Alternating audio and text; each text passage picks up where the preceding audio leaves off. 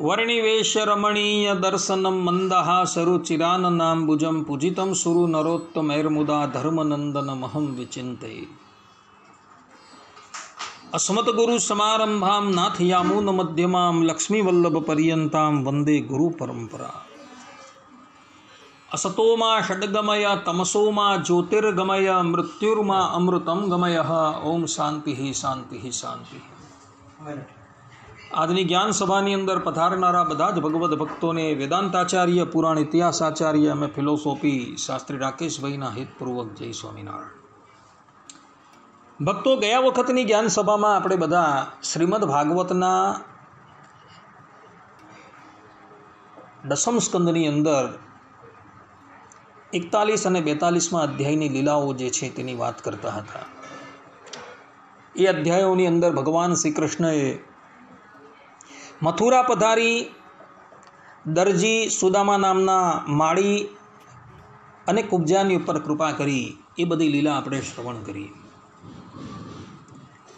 ભગવાન શ્રી કૃષ્ણ કુબ્જાને મનોવાંછિત વર પ્રદાન કરી ત્યાંથી આગળ વધે છે। આગળ વધતા જે જગ્યાએ ધનુષ યાગ થતો હતો એનું સરનામું સર્વજ્ઞ એવા ભગવાન બધાને પૂછે છે। એટલે કેટલાક લોકો ભગવાન શ્રી કૃષ્ણને ધનુષ યાગનું સ્થળ બતાવે છે। ભગવાન શ્રી કૃષ્ણ, બળદેવજી અને ગોપ બાળકો ધનુષ યાગ જોવા માટે પધારે છે। ભગવાન શ્રી કૃષ્ણએ જોયું કે ત્યાં ધનુષ યાગ થઈ રહ્યો છે અને ઋતુબીજો જે છે એ યજ્ઞની અંદર આહુતિ આપી રહ્યા છે। એ સ્થળની ઉપર એક સુંદર મજાનું ધનુષ રાખેલું હતું, જે ધનુષ ભગવાન શંકરનું હતું અને એ ધનુષનું નામ હતું ત્રંબક। અને આ ધનુષ ભગવાન શંકરે યદુવંશની અંદર પધરાવેલું હતું અને એ પરંપરાગત કંસની પાસે ઉપસ્થિત હતું। અને એ ધનુષનો યાગ થઈ રહ્યો હતો। ભગવાન શ્રી કૃષ્ણ એ ધનુષની પાસે આવે છે અને બધાની મનાઈ હોવા છતાં પણ ભગવાન ધનુષને ઉઠાવી દે છે અને એના પર પ્રત્યંચા ચડાવે છે અને એને મધ્યમાંથી તોડી નાખે છે। ધનુષ ભંગ થતાં એનો જે કડાકો થયો એને લઈને સંપૂર્ણ બ્રહ્માંડ જે છે એ હાલી જાય છે।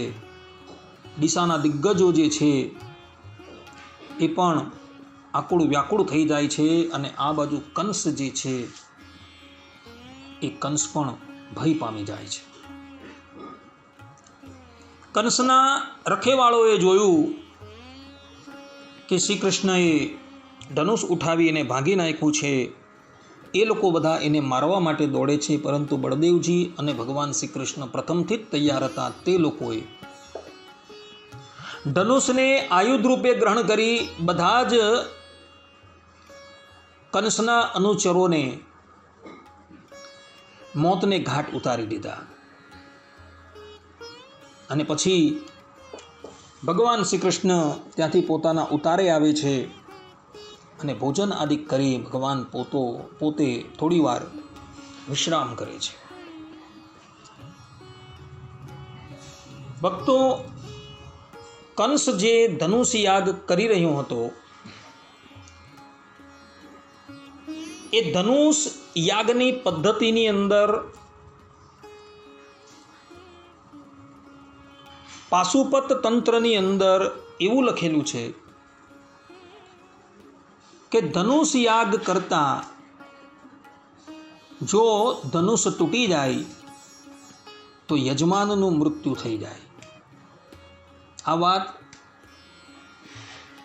ભગવત પ્રસાદજી મહારાજ કૃત શ્રીમદ ભાગવતની ભક્તરંજની ટીકાની ઉપર ટિપ્પણી લખનારા વિહારીલાલજી મહારાજ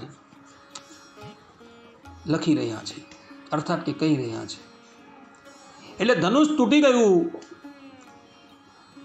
એનો અવાજ કંસના કર્ણમાં સંભળાયો એટલે એ ભયભીત થઈ ગયો છે. એને હવે થઈ ગયું છે કે હવે મારું મૃત્યુ જે છે એ સમીપમાં જ છે.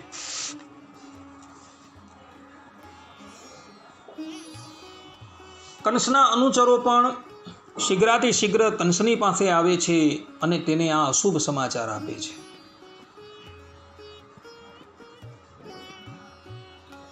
ત્યારે બહુ ગભરાઈ ગયેલો દુર્બુદ્ધિ કંસ જે છે એ ભયથી વ્યાકુળ થઈ જાય છે. એ દુર્બુદ્ધિની નિદ્રા પણ જે છે એ ઉડી ગઈ છે અને એણે મનોમન નક્કી કરી લીધું કે હવે મારું અને મારા પક્ષકારોનું મૃત્યુ જે છે એ સમીપમાં જ છે. કંસને જાગ્રત અવસ્થાની અંદર અને સ્વપ્ન અવસ્થામાં અમંગળ સુકોનો જે છે એ દેખાય છે. જાગ્રત અવસ્થામાં તેણે જોયું કે જલ અથવા દર્પણમાં શરીરનું પ્રતિબિંબ તો દેખાય છે, પરંતુ તેનું માથું દેખાતું નથી. આંખ પર આંગળી ન મૂકવા છતાં પણ તેને ચંદ્રમા, તારા અને દીપક વગેરેની જ્યોતિઓ બે બે દેખાય છે. તેને તેના પડછાયામાં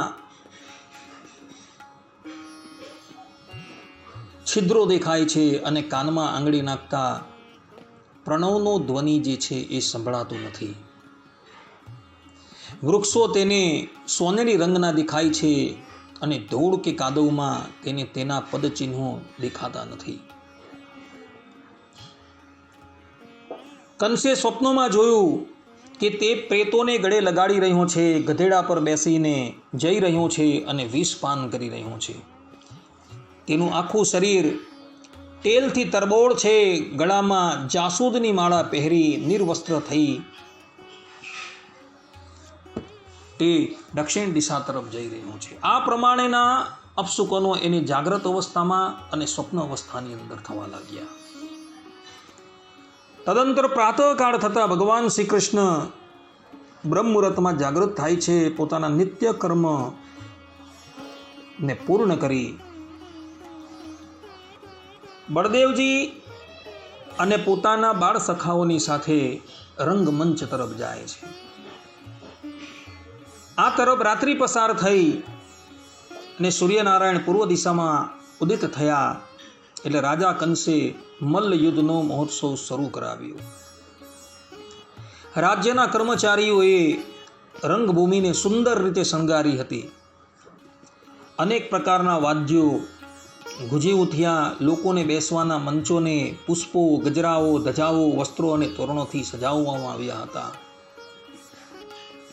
તેના પર બ્રાહ્મણ, ક્ષત્રિયો વગેરે નાગરિકો તથા ગ્રામવાસીઓ યથાસ્થાને બેસી ગયા. રાજાઓ પણ પોતપોતાના નિશ્ચિત સ્થાને બેસી ગયા. કંસ તેના મંત્રીઓ સાથે અને મંડલેશ્વરોની વચ્ચે બધાથી શ્રેષ્ઠ સિંહાસનની ઉપર આવીને બિરાજમાન થઈ ગયું. આ વખતે પણ અપશુકનોને કારણે તેના ચિત્તમાં અત્યંત વ્યાકુળતા સ્પષ્ટ દેખાતી હતી. ત્યારે પહેલવાનો દ્વારા તાલ ઠોકવાની સાથે જ વાજિંત્રો વાગવા લાગ્યા અને ખૂબ સજી સજીને ગર્વિત મલ્લો પોતાના આચાર્યો સાથે અખાડામાં ઉતર્યા.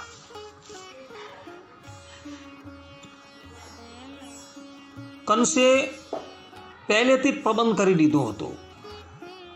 એમણે રંગમંચના દ્વારની ઉપર કોવલયા પીડિત નામનો હાથી જે છે એને ઊભો રાખેલો હતો અને એને મદિરા પાન કરીને અત્યંત ઉન્મત્ત કરી દેવામાં આવેલો હતો. કંસે મહાવતને કહ્યું હતું કે શ્રી કૃષ્ણ જેવા રંગમંચની અંદર પ્રવેશ કરે એવા જ તેને તું હાથીના પગ નીચે કચડાવી નાખજે. અને જો કદાચ એ કુવલયા પીડિતના હાથથી બચી જાય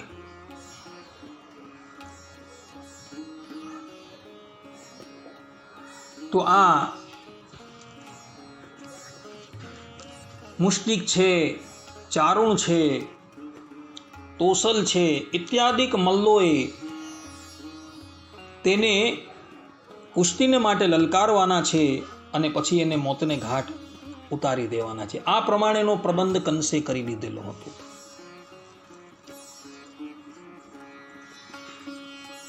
ભગવાન શ્રી કૃષ્ણ રંગમંચની અંદર જેવા પ્રવેશ કરવા માટે જાય છે ત્યાં જ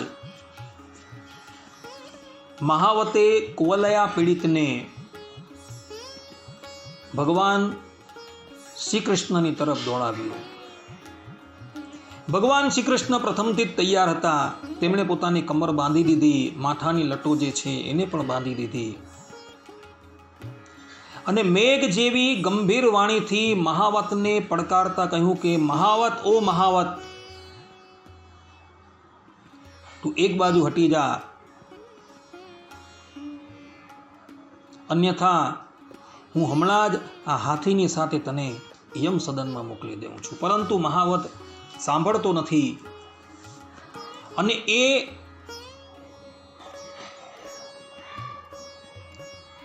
હાથીના ગંધ સ્થળની અંદર અંકુશનો પ્રહાર કરે છે.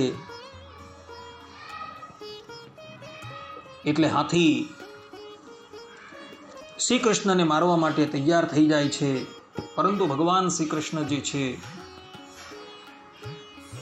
એ પ્રથમથી જ સાવધાન થયા હોય છે.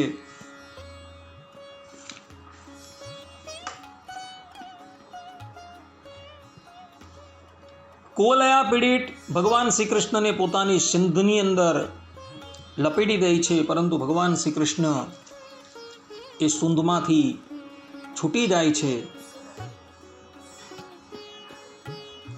અને હાથીને એક મુક્કો મારી તેના પગોની વચ્ચે ભગવાન ઊભા રહી જાય છે. થોડીવાર પર્યંત ભગવાન શ્રી કૃષ્ણ એની સાથે ખેલ કરે છે અને પછી ભગવાન શ્રી કૃષ્ણ એક જ થપ્પડ મારીને કુવલયા પીડિતને મોતને ઘાટ ઉતારી દે છે અને એના મુખની અંદર જે મોટા મોટા દંતશૂળો જે હતા એ દંતશૂળોને ભગવાન ઉખાડી લે છે. મહાવત ભગવાન શ્રી કૃષ્ણને મારવા માટે આવે છે તો ભગવાન શ્રી કૃષ્ણ મહાવતનો પણ ઉદ્ધાર કરી લે છે અને ત્યારબાદ ભગવાન શ્રી કૃષ્ણ એ બંને દંતશૂળોને ગ્રહણ કરી એક દંતશૂળ જે છે એ બળદેવજીને આપી એક દંતશૂળ પોતે લઈ રંગમંચની અંદર પધારે છે. તે વખતે ભગવાન શ્રી કૃષ્ણનું શરીર જે છે એ લોહીથી ખરડાયેલું હતું. જાણે લાલ ચંદનનો લેપ ભગવાન શ્રી કૃષ્ણના સંપૂર્ણ અંગની અંદર લગાવવામાં આવેલો હોય એવા ભગવાન દેખાતા હતા.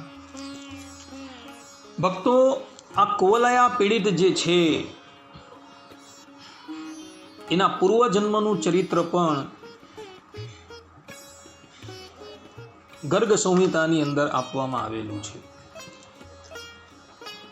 ગર્ગ સંહિતાની અંદર શ્રી મથુરા ખંડના 11મા અધ્યાયની અંદર આ કુવલયા પીડિતના પૂર્વજન્મ વિશે ગર્ગાચાર્યજીએ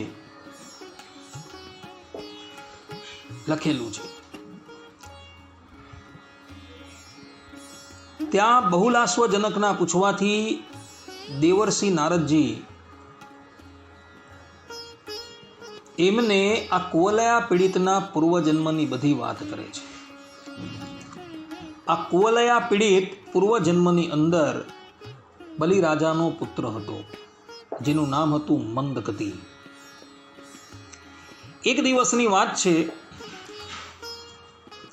આ મંદ ગતિ કેટલાક લોકોને લઈ શ્રીરંગમ ભગવાનની યાત્રાએ જતો હતો. આ મંદ ગતિની અંદર 1,00,000 હાથીનું બળ હતું અને એ બળના અભિમાનની અંદર અત્યંત ઉન્મત્ત રહેતો હતો.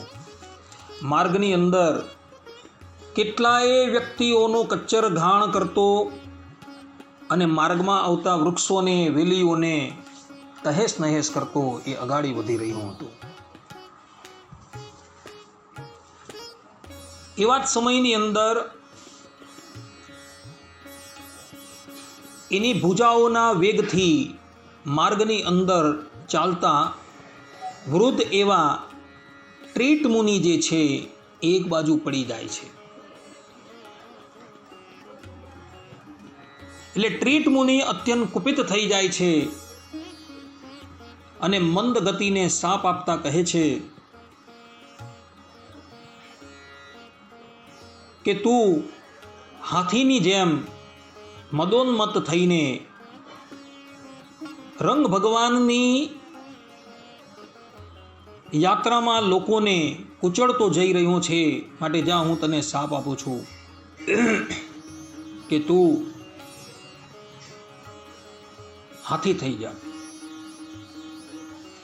આ પ્રમાણે ઋષિનો શાપ સાંભળી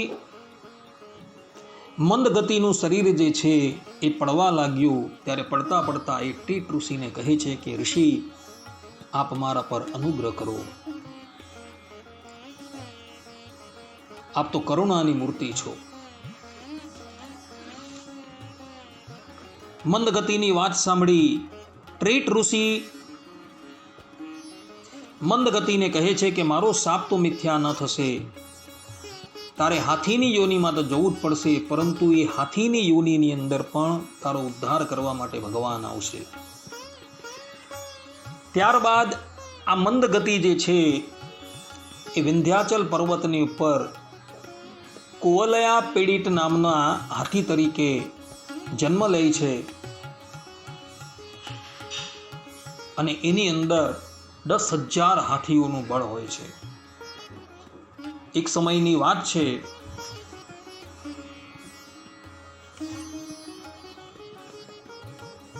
જરાસંધ આ હાથીની વાત સાંભળી, એના બળની વાત સાંભળી 1,00,000 હાથીઓને લઈને એ કુવલયા પીડિતની પાસે આવે છે અને એને પકડી લે છે.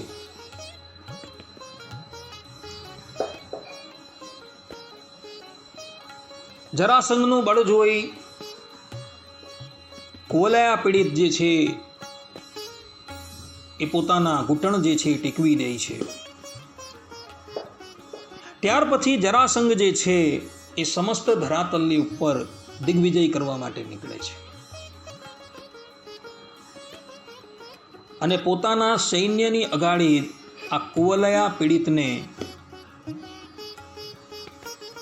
ઊભો રાખે છે. અર્થાત કે એને અગાડી રાખીને જ એ શત્રુ પક્ષની ઉપર આક્રમણ કરતો હોય છે. બધા જ રાજા જુએ છે કે જરાસંઘની પાસે આટલો બળવાન હાથી છે કે જે હાથી આપણી સંપૂર્ણ સેનાને એકાકી તહસ નહસ કરી દે એમ છે. માટે બધા જ રાજાઓ જરાસંઘના શરણમાં આવી જાય છે. એક સમયની વાત છે,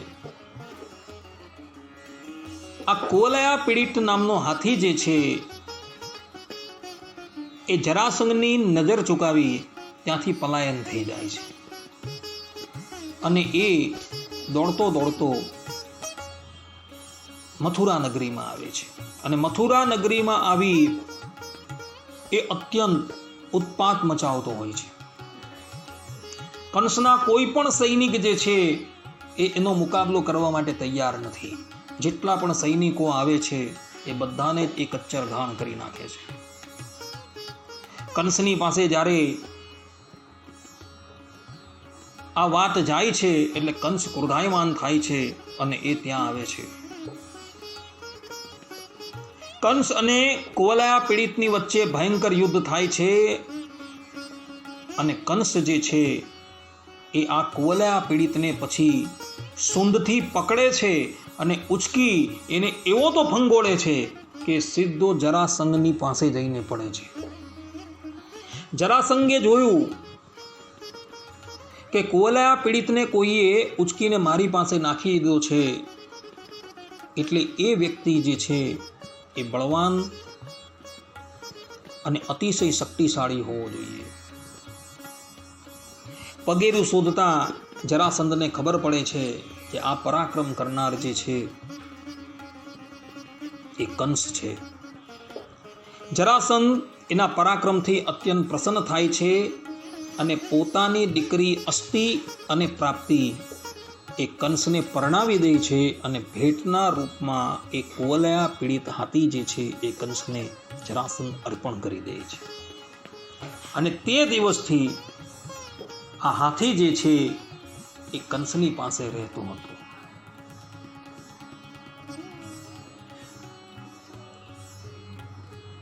ઋષિના વચનથી ભગવાન શ્રી કૃષ્ણએ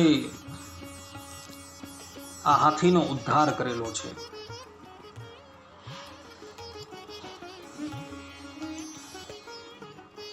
ભગવાન શ્રી કૃષ્ણ આ હાથીનો ઉદ્ધાર કરી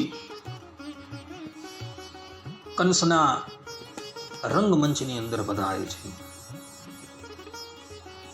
તે સમયે ભગવાન શ્રી કૃષ્ણ દરેક વ્યક્તિઓને વિભિન્ન રૂપે દર્શન આપે છે. ભગવાન શ્રી કૃષ્ણ સાથે લડવા માટે તૈયાર થનારા પહેલવાનોને ભગવાન શ્રી કૃષ્ણ વજ્ર જેવા દેખાય છે. જન સમુદાયને રત્ન જેવા દેખાય છે. સ્ત્રીઓને મૂર્તિમાન કામદેવ જેવા દેખાય છે. ગોપોને પોતાના સ્વજન જેવા દેખાય છે. દુષ્ટ રાજાઓને દંડ આપનારા શાસક, માતા પિતા સમાન વડીલ વૃદ્ધોને બાળક જેવા, કંસને કાળ જેવા, અજ્ઞાનીઓને વિરાટ પુરુષ જેવા, યોગીઓને પરમ તત્વ રૂપે અને પરમ ભક્ત યાદવોને પોતાના ઈષ્ટદેવ દેખાયા. આ પ્રમાણે દરેક વ્યક્તિએ પોતપોતાના ભાવ પ્રમાણે ક્રમશઃ રૌદ્ર, અદ્ભુત, શૃંગાર, હાસ્ય, વીર, વાત્સલ્ય, ભયાનક, વિભિત્સ, શાંત અને પ્રેમ ભક્તિ રસનો અનુભવ કરેલો હતો.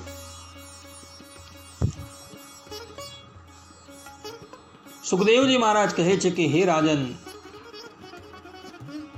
આમ તો કંસ બહુ જ વીર ધીર હતો, છતાં પણ જ્યારે તેણે જોયું કે આ બંને કુવલયા પીડિતને મારી નાખ્યો છે, ત્યારે તેની એ વાત સમજાઈ ગઈ કે આમને જીતવા બહુ મુશ્કેલ છે.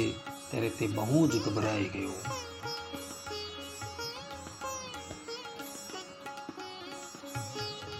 તદંતર ભગવાન શ્રી કૃષ્ણ અને બળદેવજી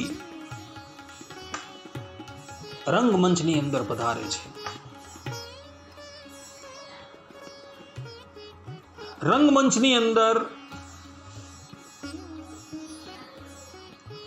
કંસના મલ્લો જે છે, જેનું નામ હતું ચાણૂર, મુષ્ટિક, તોસલ વગેરે, ભગવાન શ્રી કૃષ્ણ અને બળદેવજીને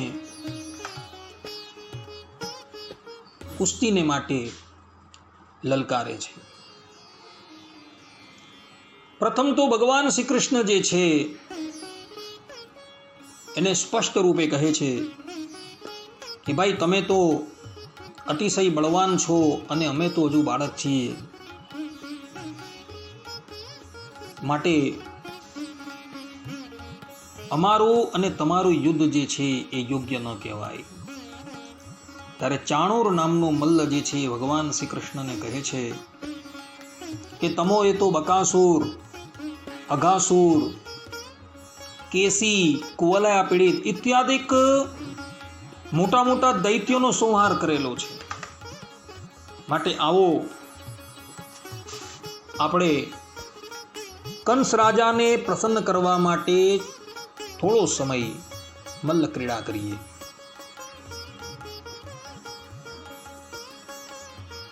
ચાણૂરની વાત સાંભળી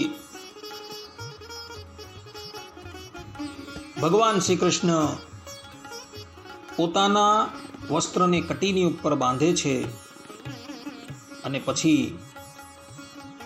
એ ચાણોરની સાથે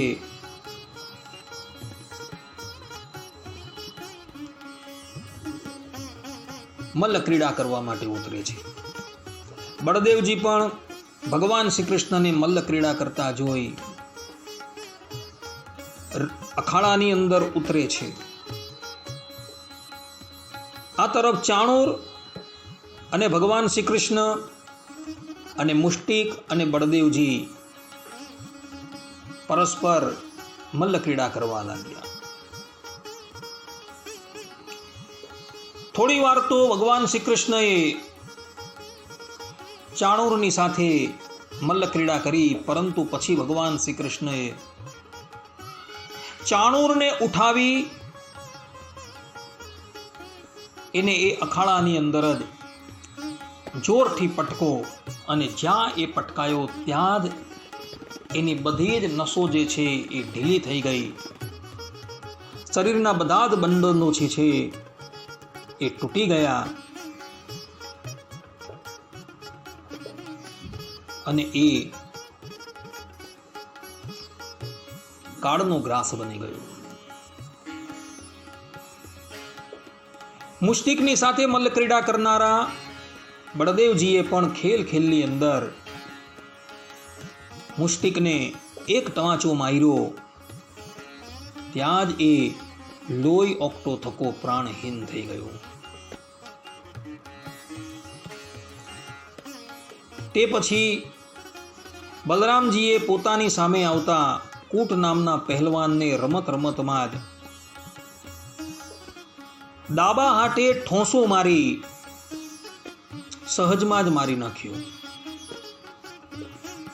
ભગવાન શ્રી કૃષ્ણએ પગની લાત મારી સલનું માથું ધડથી અલગ કરી દીધું અને ટોસલ નામના મલ્લને જે પ્રમાણે દાંતણને ચીરવામાં આવે તે જ પ્રમાણે એને મધ્ય ભાગથી ચીરી નાખી ભગવાન શ્રી કૃષ્ણએ એને પણ યમ સદનનો અતિથિ બનાવી દીધો. આ પ્રમાણે ભગવાન શ્રી કૃષ્ણએ કંસરાયના 5 મુખ્ય જે મલ્લ હતા એને મોતને ઘાટ ઉતારી દીધા. અખાડાની અંદર બીજા પણ કેટલાક પહેલવાનો હતા જે ભગવાન શ્રી કૃષ્ણની સાથે લડવાનું વિચારતા હતા, પરંતુ પોતાના ગુરુઓને જ આ પ્રમાણે યમાલયમાં જતા જોઈ એ લોકો બધા જ એ રંગભૂમિ છોડીને ત્યાંથી ભાગી ગયા. અને ગોપ બાળકો અને ભગવાન શ્રી કૃષ્ણ જે છે એ જ અખાડાની અંદર પરસ્પર વિવિધ પ્રકારની ક્રીડાઓ જે છે એ કરવા લાગ્યા. ભક્તો, ગર્ગ સંહિતાની અંદર મથુરા ખંડની અંદર 12મા અધ્યાયની અંદર ચારોણ આદિક જે મલ્લ છે એના પૂર્વજન્મ વિશે વાત કહેવામાં આવેલી છે. ચાણોર આદિક 5 મલ્લો જે છે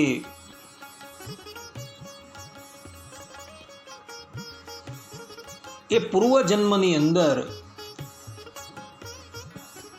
ઉતથ્ય નામના મહામુનિના પુત્ર હતા.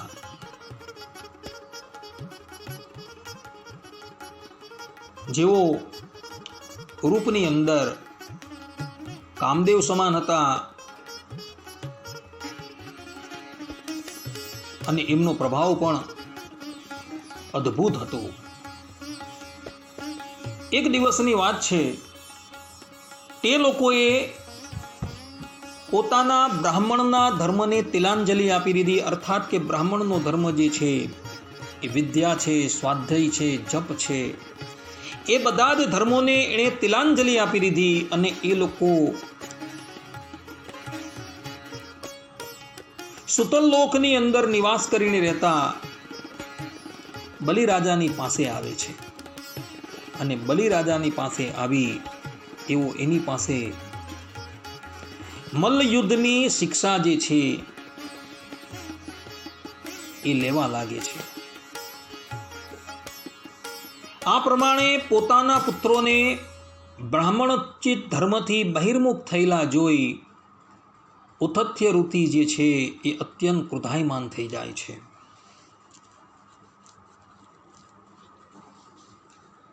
અને પોતાના 5 પુત્રોને શાપ આપતા કહે છે કે હે પુત્રો, તમે બ્રાહ્મણોચિત ધર્મને તિલાંજલિ આપી દીધી છે, માટે હું તમને શાપ આપું છું. તમે બધા ધરાતલની ઉપર મલ્લના રૂપની અંદર પ્રગટ થાઓ. આ ઉતથ્ય ઋષિ પૂર્વકાળની અંદર અમરાવતીપુરીની અંદર રહેતા હતા અને એમના આ 5 બાળકો છે એ પણ ત્યાં જ નિવાસ કરીને રહેતા હતા. આ પ્રમાણે પિતાએ શાપ આપ્યો એટલે આ ઉતથ્ય મુનિના 5 બાળકો જે છે એ ધરાતલની ઉપર અનુક્રમે ચાણૂર, મુષ્ટિક, કૂટ, શલ અને તોસલના રૂપની અંદર પ્રગટ થાય છે. અને એ જ મલ્લોનો ભગવાન શ્રી કૃષ્ણ જે છે એ કંસના અખાડાની અંદર ઉદ્ધાર કરે છે. આ પ્રમાણે પોતાના 5 મલ્લો જે છે એ કાળના મુખમાં જતા રહ્યા એટલે કંસરાય અત્યંત ક્રોધાયમાન થાય છે. અને એ પોતાના સેવકોને આજ્ઞા કરે છે કે દુષ્ટ એવા વસુદેવ અને દેવકીને મોતને ઘાટ ઉતારી દેવો, નંદ અને તેના બધા જ સેવકોને કેદ કરી દેવો અને શ્રી કૃષ્ણ તથા બળદેવને પણ મોતને ઘાટ ઉતારી દેવો. આ પ્રમાણે બળબળતા કંસને જોઈ ભગવાન શ્રી કૃષ્ણ ઠેકડો મારીને કંસરાય જે સિંહાસનની ઉપર બેઠા હતા ત્યાં પહોંચી જાય છે.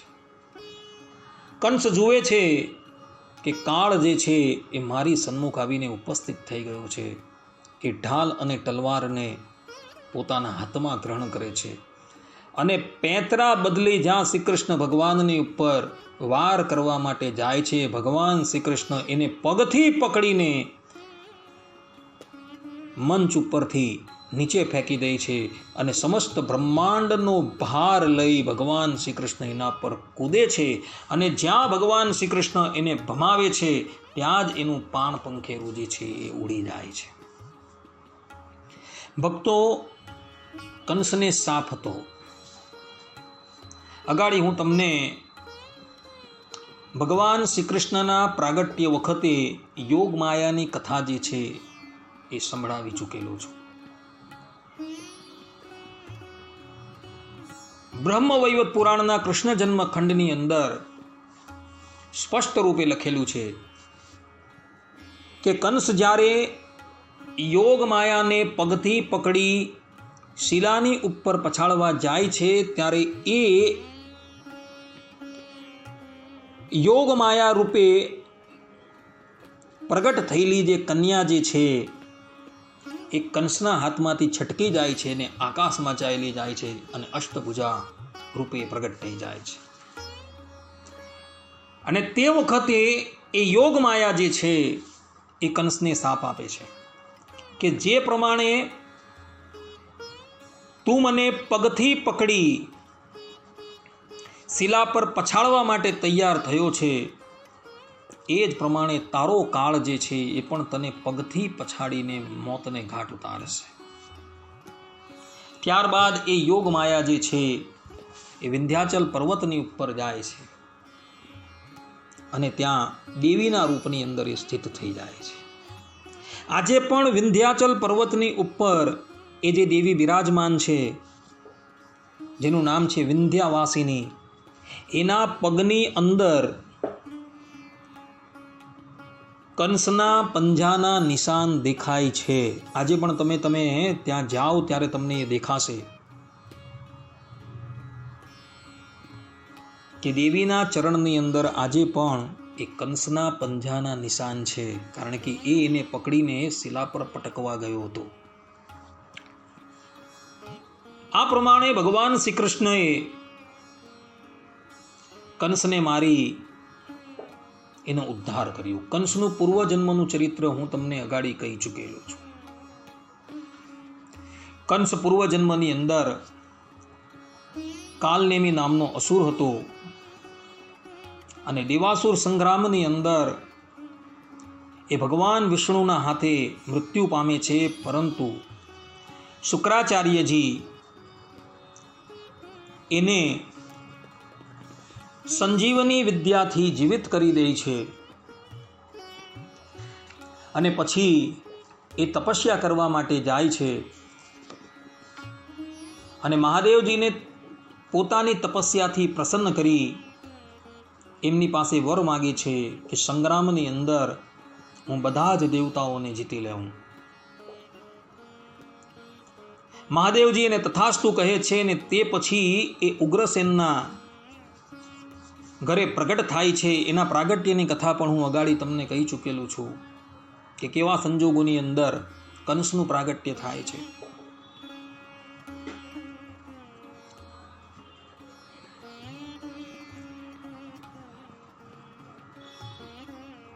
પ્રગટ થયા બાદ કંસ જ્યારે વયસ્ક થાય છે ત્યારે પૃથ્વી તળના બધા જ રાજાઓને તો જીતી લે છે, પરંતુ સ્વર્ગાદિક લોકની અંદર નિવાસ કરીને રહેતા બધા જ દેવતાઓને પણ એ જીતી લે છે.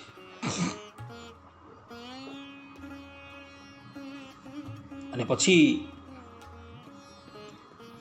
ઉગ્રસેનને પણ એ કેદ કરી દે છે અને મથુરા મંડળનું એ રાજ્ય જે છે એનું એ શાસન કરતો હોય છે. આજે કંસરાય રંગમંચની અંદર મૃત્યુ પામેલા છે. એના સબને ભગવાન શ્રી કૃષ્ણ જે પ્રમાણે સિંહ જે છે એ હરણને આમથી તેમ ઘસડે તે પ્રમાણે ભગવાન રંગમંચની અંદર એમનું સબ જે છે એ ઘસડી રહ્યા છે. આ તરફ કંસના ભાઈ જેનું નામ હતું કંક ન્યગ્રોત, જેની સંખ્યા 8 હતી, એને જ્યારે ખબર પડી કે શ્રી કૃષ્ણએ મારા ભાઈનો વધ કરી દીધો છે, એ 8 જણા રંગમંચમાં આવે છે અને જ્યાં ભગવાન શ્રી કૃષ્ણ પર એ હુમલો કરવા માટે જાય છે ત્યાં જ બળદેવજી વચ્ચે આવી જાય છે અને બળદેવજી એક મોટું પરિધ જે છે એ ઉઠાવે છે અને એ પરિધથી કંસના 8 ભાઈઓનો ઉદ્ધાર કરી દે છે.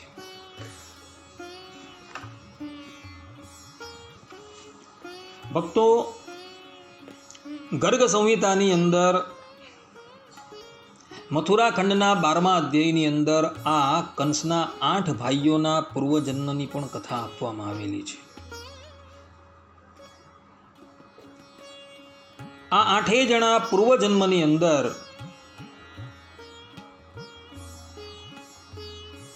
એક યક્ષના બાળક હતા. એ યક્ષનું નામ હતું દેવ યક્ષ. આ દેવ યક્ષને 8 બાળકો હતા, જેનું નામ હતું દેવકૂટ, મહાગીરી, ગંડ, દંડ, પ્રચંડ, ખંડ, અખંડ અને પૃથુ. એક સમયની વાત છે,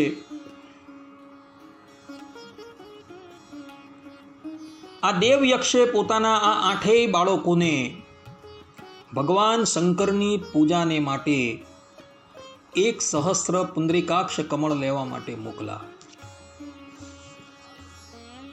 કમળ લઈને જ્યારે એ લોકો આવતા હતા ત્યારે એવો માર્ગની અંદર આ કમળની ગંધથી આકર્ષિત થઈ જાય છે અને એ કમળને સૂંઘી લે છે. આ પ્રમાણે કમળને સૂંઘી લેવાથી કમળ જે છે એ ઉચ્છિષ્ટ થઈ જાય છે. ભક્તો, ભગવાનની સેવાની અંદર જ્યારે પણ તમે પુષ્પો લાવો ત્યારે ક્યારેય પણ એ પુષ્પોને સૂંઘતા નહીં, કારણ કે તમે એ પુષ્પો સૂંઘો એટલે એ ઉચ્છિષ્ટ થઈ જાય છે. આ પ્રમાણે આ 8 જણાએ આ કમળને સૂંઘી લીધા એટલે એ ઉચ્છિષ્ટ થઈ ગયા. એના પિતાને જ્યારે આ વાતની ખબર પડી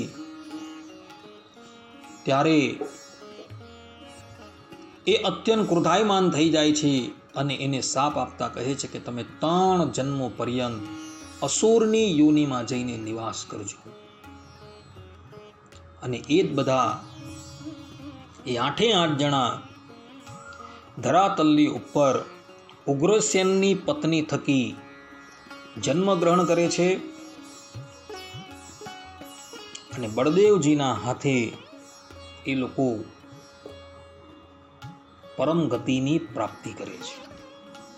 આ પ્રમાણેની કથા ભક્તો ગર્ગ સંહિતાની અંદર જોવા મળે છે. આ પ્રમાણે શ્રીમદ ભાગવતની અંદર 42, 43, 44 અને 45મા અધ્યાયની અંદર કુવલયા પીડિત તથા ચાણૂર આદિ મલ્લ જે છે તેનું ચરિત્ર જોવા મળે છે તથા કંસરાયના ઉદ્ધારનું ચરિત્ર જે છે એ જોવા મળે છે. અહીં અધ્યાય 44ની સમાપ્તિ થાય છે. 45મા અધ્યાયની અંદર ભગવાન શ્રી કૃષ્ણ ગુરુકુલની અંદર પ્રવેશ કરે છે, એનું ચરિત્ર છે. અને એ ચરિત્રની અંદર સાંદીપની ઋષિની પાસે ભગવાન શ્રી કૃષ્ણ વિદ્યા ગ્રહણ કરે છે વગેરે વગેરે બાબતો જે છે તેનો સમાવેશ છે. પરંતુ એ ચરિત્ર સમયનો અભાવ હોવાથી આપણે હવે પછીના પ્રવચનની અંદર નિહાળશું. ત્યાં લગીન બધા જ ભગવદ્ ભક્તોને હેતપૂર્વક જય સ્વામિનારાયણ. સર્વે સંતુ નિરામયઃ, સર્વે સુખીનો ભવંતુ, સર્વે ભદ્રાણી પશ્યન્તુ, મા કશ્ચિત દુઃખ ભાગ ભવેત. અસ્તુ. જય સ્વામિનારાયણ.